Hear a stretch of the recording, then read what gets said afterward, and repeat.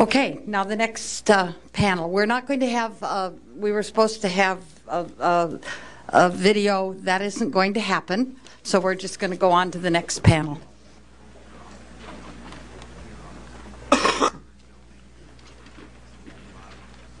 Here in the middle of the Congress, you know. At around 11, we're going to have a series of votes that are going to take 30 to 45 minutes. So what we would like to do is have you complete your testimony so we can go after your testimony and come back for the questions and answers. We get 20 minutes once the bells start ringing. So if you could possibly, 10, 20, 30, 40, that's going to be cutting it real close. So Vincent, would you introduce yourself and begin? First, I would like to thank the Progressive Caucus for inviting us to speak with you this morning. We truly appreciate the opportunity. My name is Vincent J.R. Emanuele. I am a resident of Indiana, and I served with the United States Marine Corps from September 2002 through January of 2006 with the 1st Battalion, 7th Marines, Alpha Company, 3rd Platoon as a rifleman and a squad automatic machine gunner. I was deployed to Iraq in August of 2004, where I spent my time in Iraq as a rifleman in 3rd Squad, 1st Team, 3rd Platoon. Our area of operation was a small border town a mile south of the Euphrates and 15 miles east of Syria called Al-Qaim, Iraq. The issues I will be discussing today include rules of engagement or the breakdown thereof, the death of innocents, the destruction of civilian property, the abuse of prisoners, and the mishandling of the dead, all of which took place during the duration of our tour in Iraq. These stories are not mine alone. These are our stories, the stories of 3rd Platoon. I had the chance to speak with several members from my platoon, and these are the events they and I felt were pertinent to discuss with you today. An act that took place quite often in Iraq was that of taking pop shots at cars that drove by. This was quite easy for most Marines to get away with because our rules of engagement stated that the town of Al-Qaim had already been forewarned and knew to pull their cars to a complete stop when approaching a United States convoy. Our rules of engagement stated that we should first fire warning shots into the ground in front of the car, then the engine block, and then the driver and passengers. Most of the time, however, the shots made their way straight to those very individuals in the car. That is if the car was even moving in the first place. Many times, cars that had actually pulled off to the side of the road were also shot at. Of course, the consequences of such actions posed a huge problem for those of us who patrolled the streets every day. This was not the best way to become friendlier with an already very hostile local population. This was not an isolated incident and took place for most of my 8-month deployment. In one particular instance, we were sent on a mission to blow up a bridge that was being used to transport weapons across the Euphrates. During this mission, we were ambushed and were forced to return fire in order to make our way out of the city. There are several problems with instances such as these. First, it was very difficult, if not impossible, to clearly identify hostile targets. This resulted in our unit firing into the town with little or no identification of these hostile targets.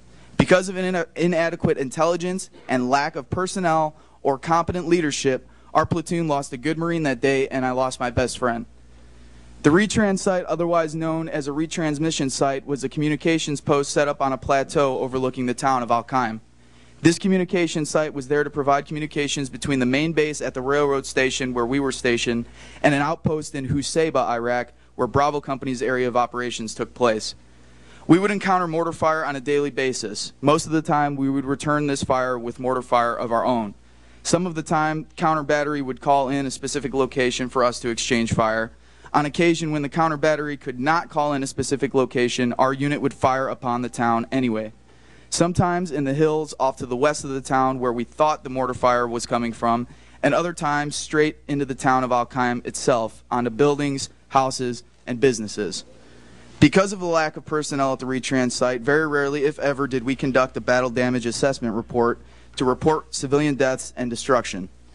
So almost all of the time, these incidents went unreported and not investigated. This was not an isolated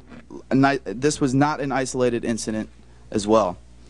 Another mission our platoon was tasked to take on was that of transporting prisoners from our detention facility on base back to the desert. The reason I say the desert and not their town is because that is exactly where we would drop them off, in the middle of nowhere.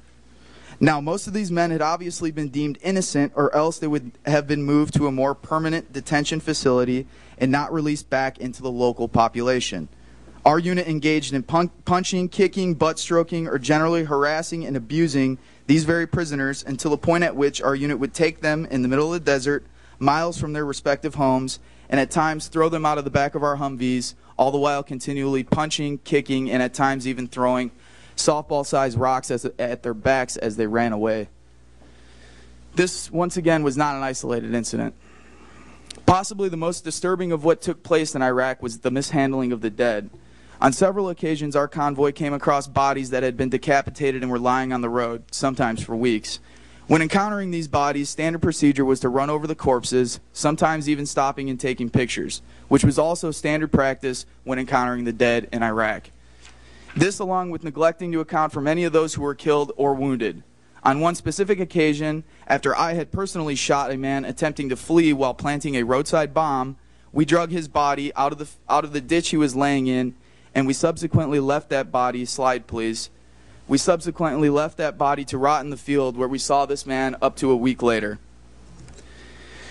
These are just a few of the disturbing and unacceptable stories I could share with you from my time in Iraq. Others would include continually dehumanizing Iraqis by referring to them as Hajis or sand niggers. Even the racist and sexist nature that exists within the military itself, which was overtly obvious on a daily basis. I could also tell story upon story of families being destroyed as a result of an occupation that unfortunately should have never taken place. Several members of my platoon went through divorces and or separations, many of the time with children involved. I could also testify to the overwhelming majority of those I served with who did not think dying in Iraq was honorable or acceptable, nor did they enjoy or want to go back to Iraq a second or third time. Unfortunately, because of personal circumstances, whether they be financial or family issues, many indeed were deployed up to 3 times during their 4-year enlistment. In fact, many, including myself at times, did not have any intention of helping the Iraqis. Because of the hostile intent, as well as the loss of lives close to us, our best friends, our unit had a general disdain and distaste for Iraqis and their country.